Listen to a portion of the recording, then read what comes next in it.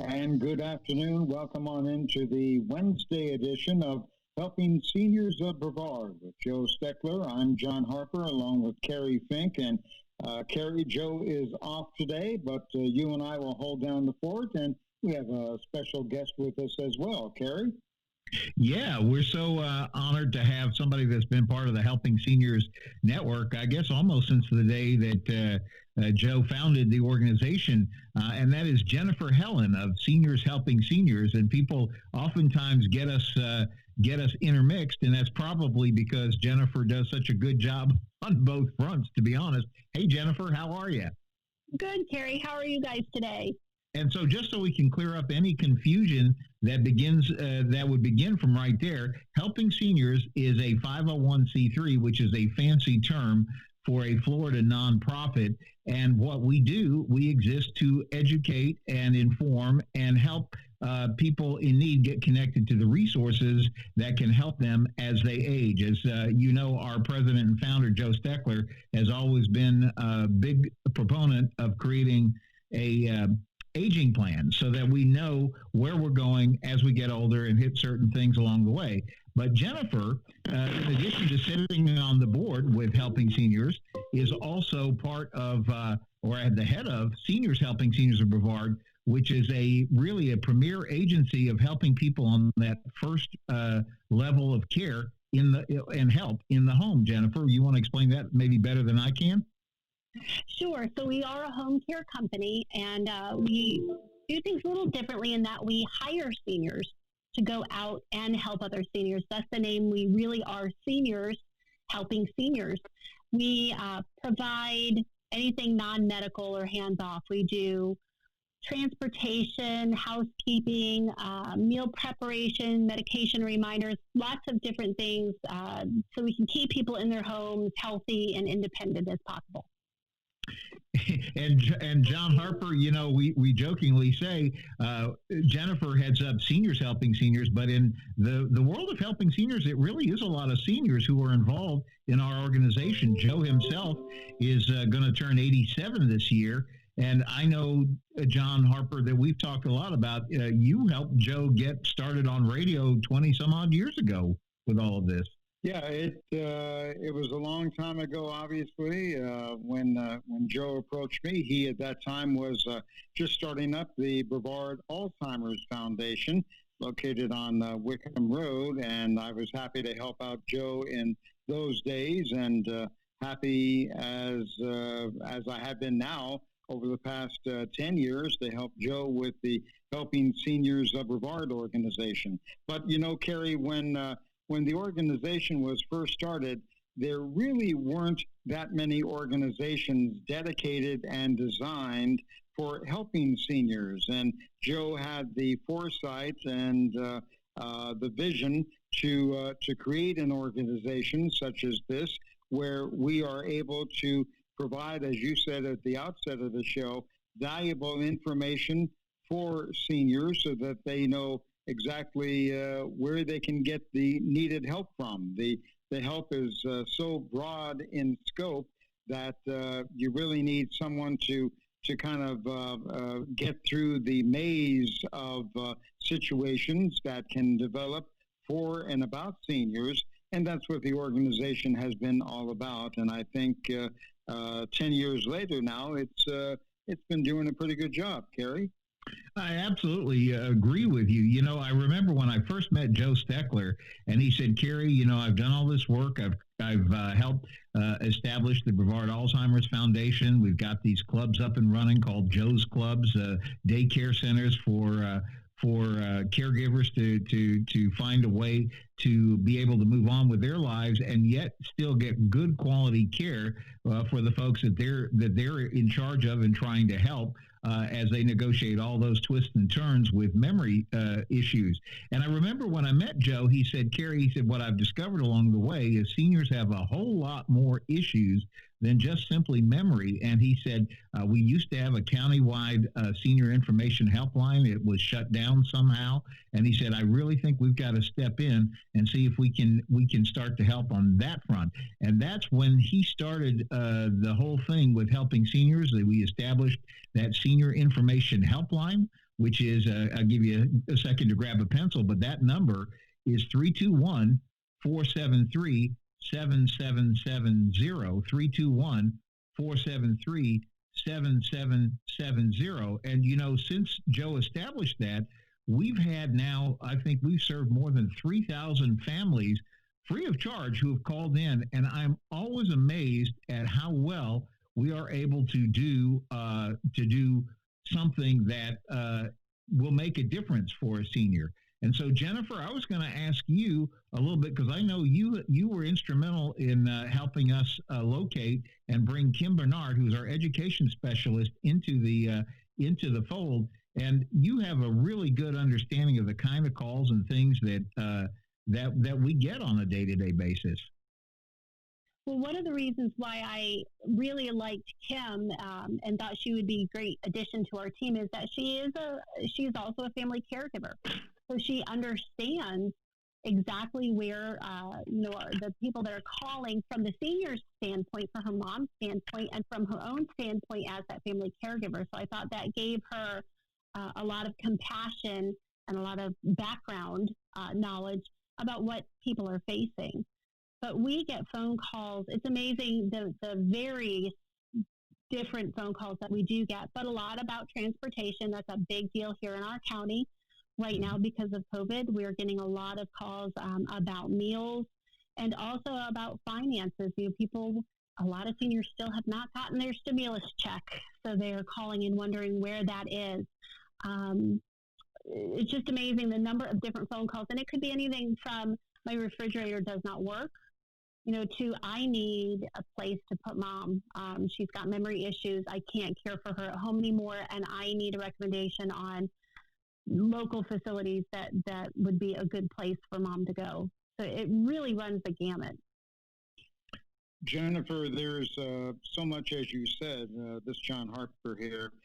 And Jennifer, as you mentioned, it runs the gamut of so many issues that your company deals with.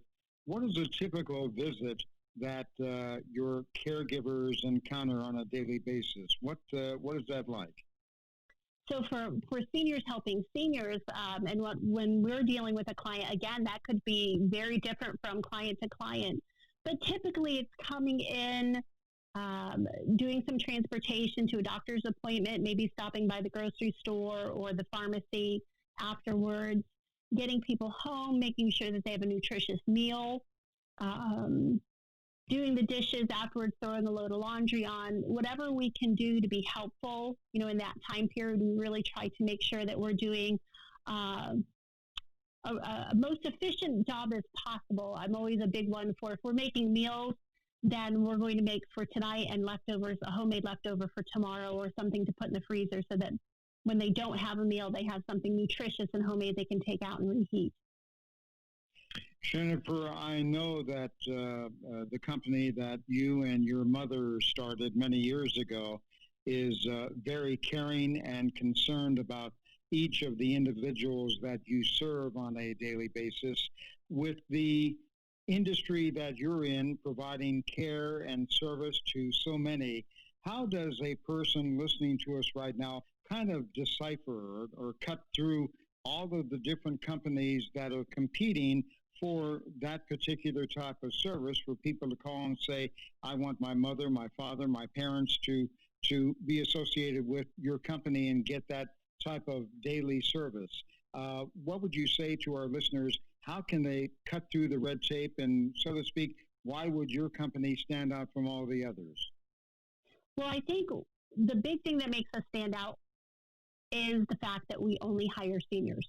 It is a totally different mindset, a complete different shift. These are folks who have retired. They've fooled around for a couple of years. They want to work. They want to feel that they are being helpful and needed. They're very compassionate.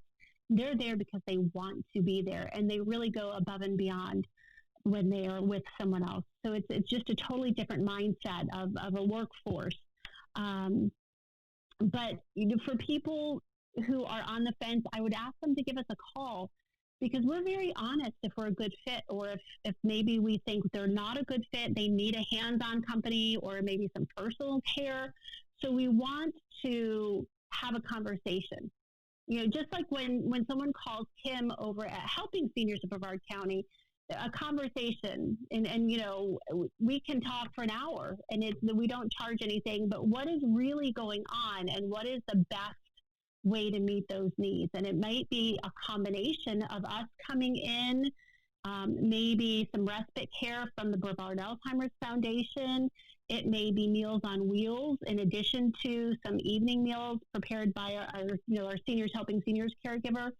So sometimes, it is a one-stop shop, but sometimes it needs to be a team effort. Jennifer Helin, obviously, from what you just indicated, your menu, so to speak, of what is offered by the services your company provides vary greatly from patient to patient. Again, for the benefit of someone who is thinking about choosing a company, what is an average rate? And again, I realize that's going to vary depending on what type of services are provided. But what's the average going rate that you could say right now? So our average rate is $20 an hour. And our minimum is 2 hours. Most companies will have a minimum that they will go out for. So 2 hours, 3 hours, 4 hours. Sometimes it's 2 or 3 days a week. So we, our minimum, we've always kept at 2 hours. It could be once a day, once a week, once a month. We've always kept that flexible because we know that a lot of seniors at first don't need a whole lot of help. They just need a little bit here and there. And we're okay with 2 hours once a month or being a backup if family goes away on vacation, because that may be all they need. And we'd want someone to have that backup in case they need it and be comfortable with having someone there so that if and when they do need that coverage, if they do need those services, they know who to go to. They know someone that they're comfortable with. Jennifer, this is Kerry here, and one of the things that I wanted to ask you, because I've heard you and Joe discuss this many times on both television shows and radio shows. And by the way, listener, I want to point you to the Helping Seniors website, which if you grab a pencil, is fairly easy to remember anyway, but it's helpingseniors.org. helpingseniors.org. And the reason I bring it up is because you can find archived there all of the Helping Seniors radio shows, the television shows, the newsletter articles, all of Joe's columns over the years. They're all there. And the nice thing is you can put in and you can search. For example, if you went there and you could put in Seniors Helping Seniors, you'll find a lot of the great TV and radio shows that you've done together, Jennifer Helin, with Joe Steckler, and also some great information. But the reason I kind of wanted to ask you about that was there's two reasons. Number one, I've heard you and Joe talk about the cost of staying at an assisted living or some kind of independent living facility versus the way that you can kind of wade in the water with getting some home care that helps people stay safe at home. And we've talked about this, that from nutritional standpoint, from safety standpoint, there's a lot of things that you help get somebody used to accepting some help. Maybe it's a stubborn mother who says, no, I can manage, and the son or daughter's like, no, Mom, you really can't. And it's just a great way to start all that out. It is, and that's very common. None of us want to admit that we need help. And no one likes, if they have to stop driving, that is really difficult. That's very, very difficult, especially here in Brevard County. We're not in New York City where we can take a subway or a taxi very easily. So that's a huge blow. So we try to, and having a senior coming in, we try to make that transition a little bit easier on people. We're not there to take over. We're just there to help. But, in a lot of cases, as you mentioned, we're able to go in maybe 2 hours a day, 7 days a week, and keep someone healthy, safe, independent, and still active in their home versus moving into an assisted living facility. And that's, a much more economical way to do it than to move into a facility. And if they don't really need all of the services of a facility, and we're able to do that for them at home, then a lot of times it is much cheaper and they're much happier to do that. And Jennifer, our producer, Jim Votro, had a really good question. He said, you know, in your title, Seniors Helping Seniors, one of the advantages is that you put people who are who understand where a senior is because simply the age proximity is there. And he asked the question, when you guys go out and look for people to help in these homes, what are the qualities that you look for, or what makes a good person that becomes a Seniors Helping Seniors helper? So our folks have a really varied background, but almost all of them have cared for a loved one. They have cared for a husband or a wife and are now widowed, and they have all that experience of caring for that person, or they've cared for a mom or a dad. So they have that real world knowledge of going through it. They've been in the trenches. They completely understand. So we've got, a gentleman who's a Wall Street exec, but we've also got retired RNs, LPNs. They've got the medical background, so they really can keep their eyes on our folks. Not that they can do that under our licensing, but we've retired teachers. But all of them have that caring caregiver background that really makes them perfect for what they do. And as we're in the middle of all the COVID-19, and I understand we're going to talk about this, I think, a lot in the second part of the show, now that we're in phase one reopening and what all that means. But probably it makes it even more important in this time to make sure that you're getting good, safe home help that's been checked out and all of those kind of things. We talked about the horror stories of somebody runs down to the grocery store and someone has put a card up there for help at home. Call this number, and then they call that number, and there ends up being some horrible story that ends up, some senior being taken advantage of because they thought they were going to get a good deal from an unknown card pinned someplace on some grocery store bulletin board. And that's unfortunate. And that's one of the things that I've been working with Brevard County Triad is highlighting those scams and those things to be careful of, especially during COVID, because there are unfortunately more scams because of it than there are even on a normal basis. So we're really trying to keep people safe. And that is one of those things that, with our folks, or whenever you hire from a licensed, bonded and insured company, we're all looked at by the Agency for Healthcare Administration, what we call ACA. ACA looks at all of us, and we're required to do federal background checks, and most of us do local checks as well. So when you have somebody coming into your home, these people are vetted. You know that they have a good background, that they are safe to be able to come into the home. And because they are working for a company like ours, we've done the COVID training. We're really watching to see what is the best safety practices out there. And Florida is excellent.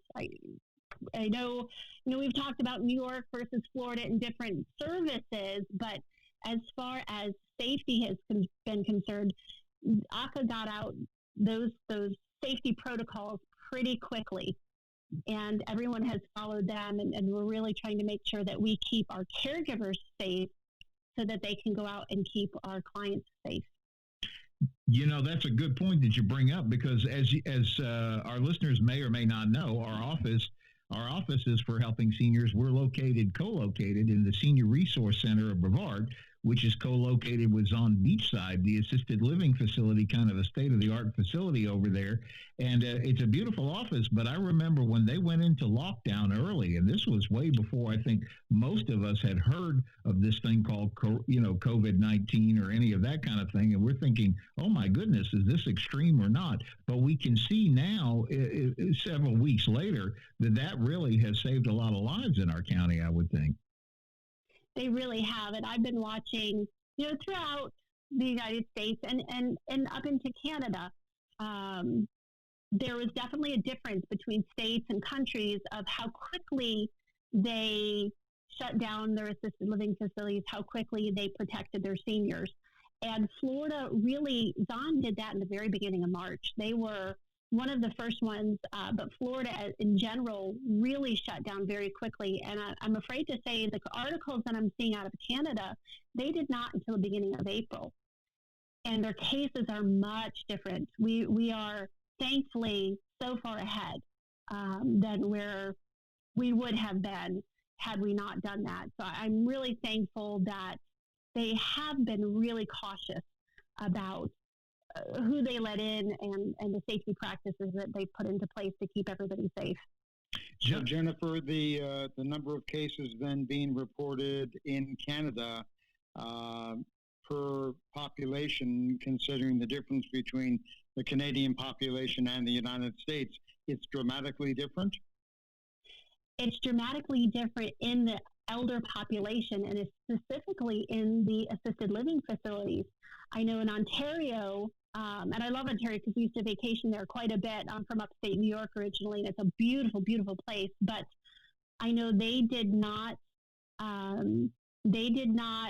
put protocols into place, and they weren't even mandatory. They were suggested, but they didn't put those protocols into place until April.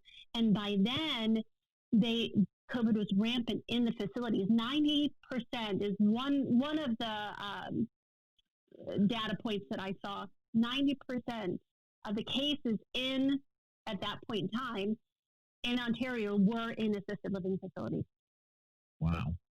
John Harper, you'll remember last week when we had Dr. Lee Sheldon, the noted area periodontist, on the radio with us. He was talking about that it's pretty amazing that in our county of 700,000 people, 600,000 people, depending on who's counting, the number of cases we've had is still well under 400. And the number of fatalities that we've had is, every fatality is a very sad story. But when we compare it to some of the numbers we've heard from other states, we really seem to have benefited, as Jennifer Helin was talking about, from this early attention to it. Well, you're right, Kerry, and I also I've got to believe that the fact that Brevard County is kind of isolated from the rest of the state of Florida, that has helped.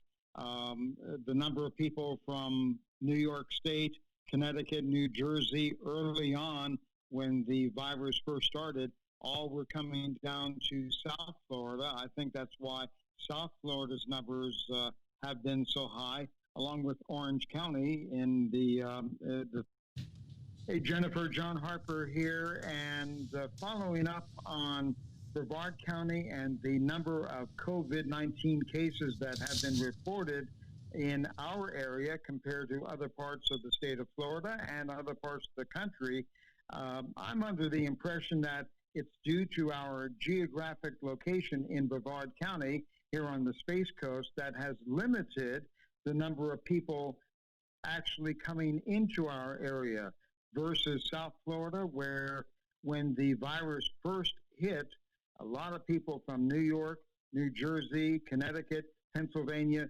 came down to South Florida, which expanded the virus in that area. And the same goes for the attraction area of Orlando and in Orange County. We had a lot of outside tourists who were visiting that area as well, or who decided to escape the Northeast Corridor and come down to the Orlando area to get away from things. So I think that's why those areas have seen a dramatic increase in the number of COVID-19 cases. Now, with that being said, this afternoon, our beaches and highways and byways are already jammed up with so many people that have come to watch this afternoon's launch of our first manned launch to the International Space Station of American astronauts on American soil in American rockets from historic launch pad 39A. And the reason for that then could blow out of the water all of the things that Brevard County has been doing so well, so right, over the past almost 3 months as far as protecting ourselves from COVID-19. But that's my independent theory on that. But we'll talk more about that in the second half of today's show. You're listening to Helping Seniors of Brevard. I'm John Harper. along with Kerry, Fink, and Jennifer Helin. We're going to take time out for a weather forecast, get an update on that, and then we'll be back with the second half of today's show of Helping Seniors of Brevard. And you're listening to Joe Steckler's Helping Seniors of Brevard here on 90.3 FM. I'm John Harper, along with Kerry Fink. Our special guest for today is Jennifer Helin. And Kerry, you had some good information that you started to get into in the first half of our program. Why don't you carry on with that? Well, thank you. Well, first of all, welcome back to the second half of the Helping Seniors radio program. On behalf of our president and founder, Joe Steckler, it is always an honor to sit in and be part of the good information that Helping Seniors has to provide. Usually at this point in the show, Joe always takes a moment to acknowledge some of the people who help keep us going, and that is our business partners, because quite frankly, many people think that nonprofits operate with a lot of government funding or things like that, and to be honest, at least certainly in our case, nothing could be farther from the truth. So we really appreciate some of our longtime sponsors who have been with us. For example, elder care attorney William Johnson. Bill Johnson is a Florida board certified elder law attorney.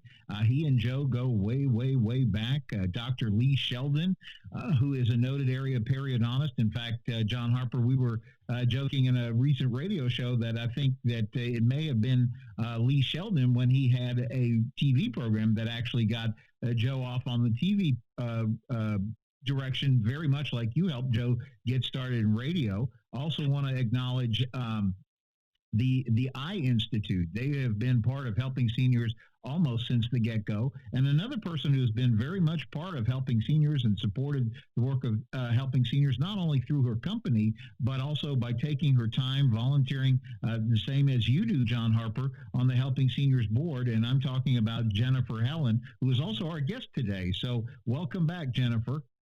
Well, thank you. And I guess to kind of move this conversation a little bit farther, we were talking a little bit during the break about how do we stay safe during this COVID-19? And Jennifer Helin, one of the things that I wanted to ask you is, I know that you guys have made some operational changes, and the way you approach things has definitely become different through the COVID-19 response, but probably also, at the risk of saying it this way, it's probably not a bad thing, because it just keeps us 100% safer as we're paying attention to this. So I'm going to ask you about that. And also, as we go along, I pulled up some good information from the CDC website about that they just want to share with the public about how to stay safe. But let me start with you, Jennifer Helin, by asking a little bit about how this has impacted how you guys provide care in people's homes. You know, back in March and April, we really were very, very careful. And as things are opening up a little bit more, we do have some customers that who didn't want services before are now opening and having services. But we're still being very cautious about masks, gloves, hand sanitizer, a lot of proper hand washing, making sure that we have a limited number of caregivers going out to a client's home. We're trying to keep it one caregiver to one client. Just being very careful about what we're doing, going out and about. You know, John was talking before the break about all of the people coming in for the launch. And, you know, last weekend I thought, I've been home. I'd really love to get out of Dodge. I considered maybe getting a hotel room up in Daytona. Nobody's been there. They'll be clean. It'll be safe. I'm so glad I didn't go, because now seeing the pictures from over the weekend of the mobs of people, I'm really glad I stayed put and stayed home. And we're really asking all of our caregivers to do the same thing, socially distance themselves so that they can keep themselves safe, so that we can keep our clients safe too. And I think we need to continue to do that for the foreseeable future. Absolutely. John Harper, I was going to ask, you know, you have been in this area for years and years and years, owning, operating, running some of the top radio stations in our community. How have you seen all these precautions and things working out throughout our county? Well, I think overall, Kerry, and that's a good question, when the COVID-19 virus first started to affect our country, I thought Brevard County overall was doing a great job on being able to cover up and protect and wear face masks and protective gloves and be very cautious about things. Now I'm very concerned that it's been proven the face mask will help prevent the spread of the virus or from catching the virus. It goes both ways. And I'm concerned that very few people now in Brevard County and in the state. Jennifer mentioned Daytona Beach over the weekend and the thousands of people who had assembled there in Daytona Beach on A1A, right in the center part of Daytona Beach, and what effect that could have. So I'm very concerned now about the second phase of COVID-19 that we're hearing about. Some states are reporting now an increase in the number of cases rather dramatically since just this past weekend. So I don't know what will or will not be happening to us here in the future. I think the fact that we've got so many thousands of people along the Space Coast this afternoon ready to watch the launch to the International Space Station of our American astronauts, I'm concerned about the folks who are here to watch the launch are not protecting themselves the way they should, and it'll be interesting to see whether or not that creates a spike in the number of reported cases of COVID-19 here in Brevard County, because certainly we're going to be seeing a level of people here in our county that we've not seen in quite some time. Kerry?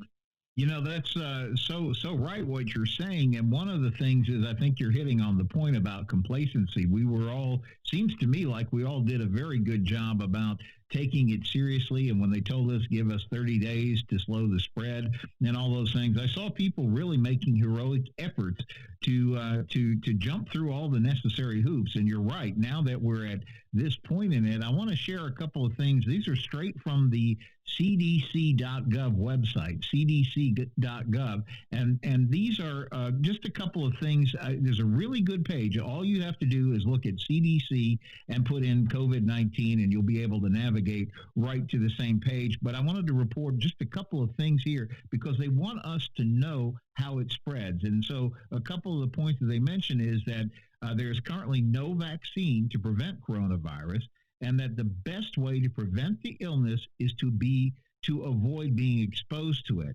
And they think that this is mainly being spread person to person and through people that you are in close contact with through respiratory droplets produced when an infected person coughs, sneezes, or talks.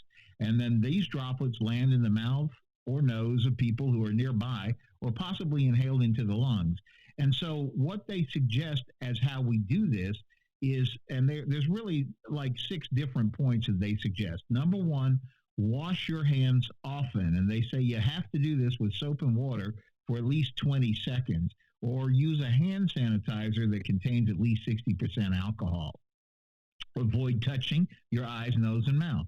The second thing is just what, John Harper, you were referring to, avoid close contact. That's those things now whenever you go into a grocery store and you see those lines taped out on the floor, they want us to stay 6 feet apart, at least 6 feet, 2 arms length from other people. They say do not gather in groups, stay out of crowded places, and avoid mass gatherings, and keep distance, especially from those people who are considered at higher risk of getting sick. And that, by the way, the CDC has defined by definition as people 65 years and older, or people who live in a nursing home or long-term care facility. Now, they also talk about younger people who may have underlying conditions, but that's the second thing. The third thing, they say cover your mouth and nose with a cloth face cover when around others. That's the whole thing we've been hearing about the mask. The fourth thing is cover coughs and sneezes. So make sure that you throw your used tissues, cough into a tissue, throw it into the trash, and immediately wash your hands. The fifth thing is clean and disinfect.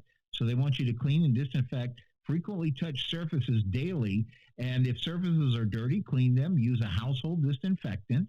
And then the sixth thing is monitoring your health, which is being alert for symptoms, taking your temperature if symptoms develop, and follow the CDC guidance. Again, there's a whole lot of steps that they want you to look at if symptoms develop there. So, John Harper and Jennifer Helin, that's kind of what the CDC is telling us. And so, Jennifer, I wanted to come back, circle back and ask you, because as you guys go into people's homes, I assume that not only are your caregivers making sure to follow these steps, but they're probably helping the people in the homes to be savvy and aware of the steps that they can take to be safe too as well. Absolutely. And I think people are very aware and are really taking it seriously, the seniors themselves especially. And everyone's got a little bit of a different comfort level as far as whether or not they're wearing masks. I know there's been a lot of discussion on social media of to wear the mask or not to wear the mask. And we wear the mask. We always do. Now, we have some folks that say, I know you've been social distant. We've been socially distant. If you would like to take the mask off, you can. But for the most part, we're really trying to err on the side of safety, especially when we're out. If we are doing grocery shopping for someone, we are wearing masks. We're taking hand sanitizer with us so that we're not bringing anything back in. We're taking our shoes off at the door. Whatever we can do to keep that person safe is what we're doing. And like I said, I know that there are a lot of people out there that say, oh, I'm not wearing a mask. Well, that's your choice. But please be kind to the people who are wearing masks, because they may have seniors at home that they're trying to keep safe. So, I've seen some teasing on social media. We're doing our best to keep everybody safe. I was just going to follow up that question with this question. So this is probably a general question, but are you guys open for business? Meaning, are you accepting new people who might be calling in saying, listen, I can't get by mom's house right now because of other things going on with COVID or whatever the case may be. Can people get in touch with you? And if so, how do they do that? Yes, absolutely. Have them give us a call. Our phone number here is 321-722-2999. Have them give us a call. We are asking those questions about, if they have traveled. We want to know if the clients have traveled from any of the hot spots outside of the country or within the country, from New York or Louisiana. If they have had a cough or fever, we're asking all of those questions so that we can keep everybody safe. But we do have several clients whose families are up in New York or Connecticut, and they cannot come down. So we are their eyes, their ears, their hands, and their feet, keeping everybody safe, doing the grocery shop runs, calling and communicating with the family and letting them know that everything is okay. So it's our honor to do that. And of course, we do that as safely as possible. And I see Jim had a question about the mask. As far as wearing the mask, Jim, I think the question might have been, not only are we trying to keep ourselves safe, but we're trying to keep everybody else safe as well. That's the whole point of the mask is, not only when you're out in the grocery store, you see someone wearing a mask, they're trying to keep you safe too. Well, that's absolutely true, Jennifer and Kerry. I've been very surprised to see in my own travels in and around the community and in the various grocery stores or what have you, that the number of people under the age of 40 who are not wearing the mask at all, kids are not wearing the mask, and I've been surprised to see some older people, it looks like they're 60 years of age or older, and they're not wearing the mask as well. So the mask is for not only your protection, as you were just pointing out, Jennifer Helin, but also for the protection of others. And I would like to think that people would be wanting and willing to help their fellow man, their fellow woman, and wear that mask so that we can curb the spread of this virus. That's the only way in which we're going to do it. And again, this afternoon, perhaps will be a good test case to see what happens here on the Space Coast with so many thousands of people that are jammed into our area this afternoon to watch the launch from the Kennedy Space Center. Kerry? That is so true, and again, I guess this is probably a real good test for us. And if we're doing all the things that the CDC has suggested we do, I'll bet you we can get through this thing safely. And that is just what you said. It's the face mask, it's the social distancing, it's the washing of the hands, it's being very attentive to the symptoms, and then taking it very carefully about cleaning and hosing everything down. And Jennifer Helin, this is one of the things that I think is interesting to us.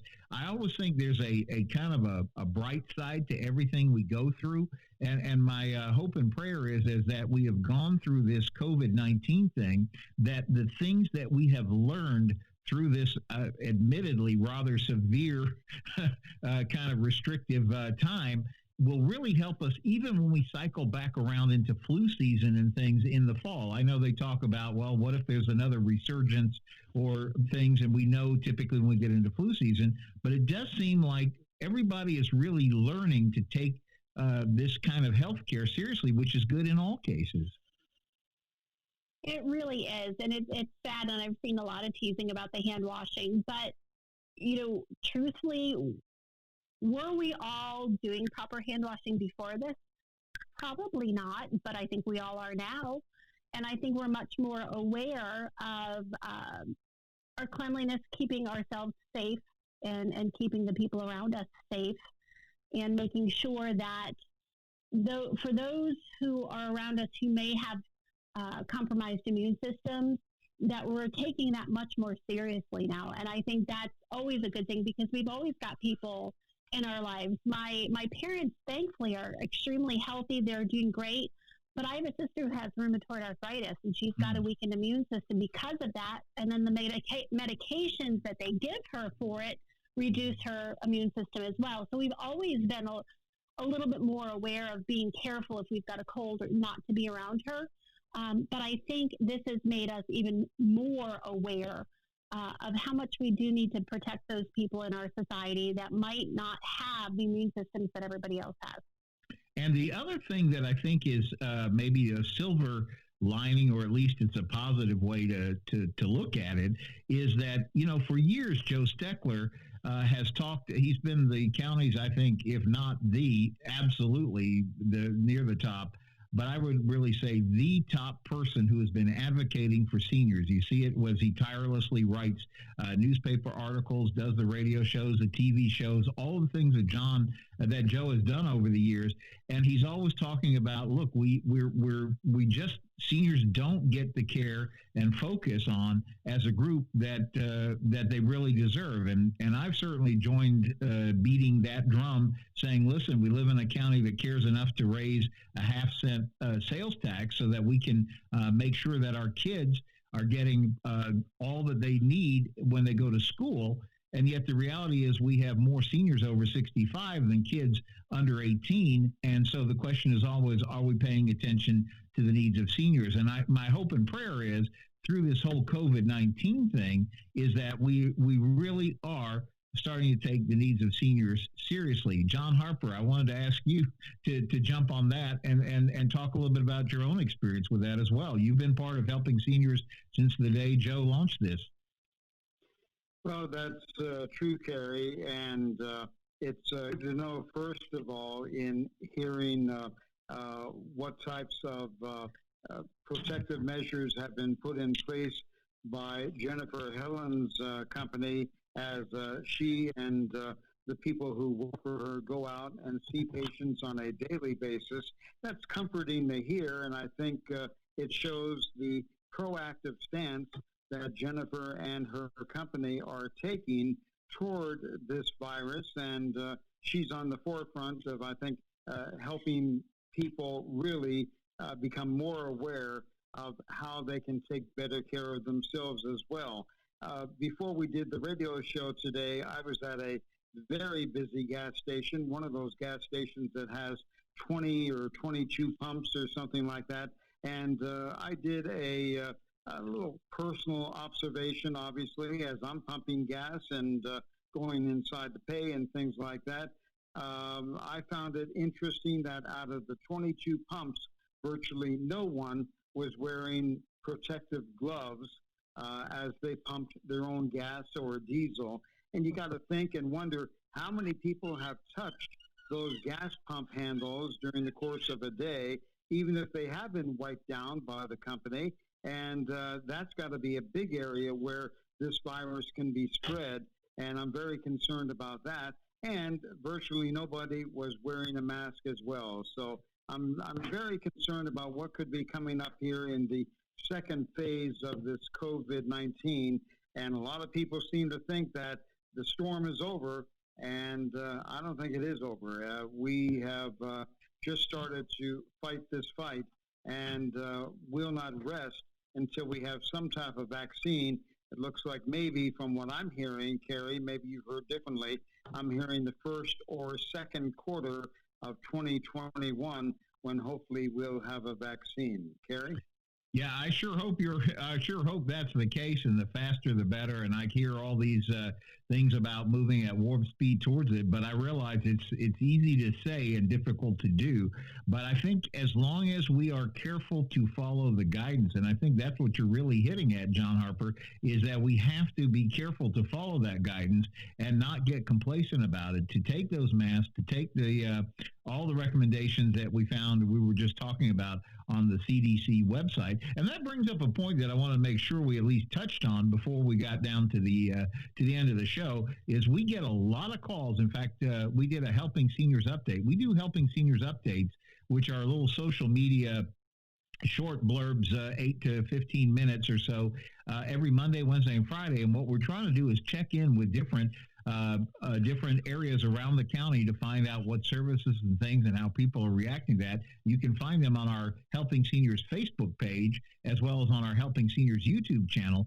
But I did one recently with Kim Bernard, our education specialist, and was asking her about what kind of calls is she getting during this COVID time. And she's getting all of them. In fact, she had a rather interesting call. It was from a 94-year-old who suddenly found that her caregiver, who was in her 60s, has to go to the hospital. Fortunately, that was not COVID related, but now all of a sudden, in the middle of COVID situation, that person was struggling to try to figure out how to get a caregiver given the shifting landscape. So those are the kind of calls we take every day at the Senior Information Helpline. But she said another call that's coming up an awful lot is people are asking about the Helping Seniors car raffle. And for those of you that may be just tuning in on this, the Helping Seniors car raffle is one of the major ways that Helping Seniors funds our Senior Information Helpline and all the things that we're doing.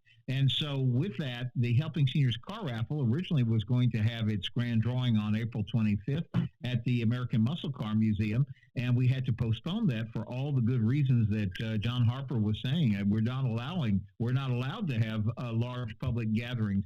So that is happening and will be rescheduled as soon as it's safe to do so. But the Helping Seniors car raffle is still on, and want to encourage you to support the work of Helping Seniors by getting your tickets. You can visit helpingseniors.carraffle.com or call us at 321-473-7770, 321-473-7770. John? And that's great information, Kerry, and we're about ready to wrap up. So in a moment, I'd like you to give out that information again as far as how people can participate in the raffle. Jennifer Helin, how can people get in touch with you and your company and your services? So you can call us at 321-722-2999. Again, that's Seniors Helping Seniors, 321-722-2999. And my pastor actually called me last week about the car raffle, because we sold raffle tickets at my church, and he's a bit of a car buff, so he is looking forward to the time when we can get together at the Muscle Car Museum and have that raffle. And we're all looking forward to that. Kerry, one more time, that information as to how people can get tickets and participate.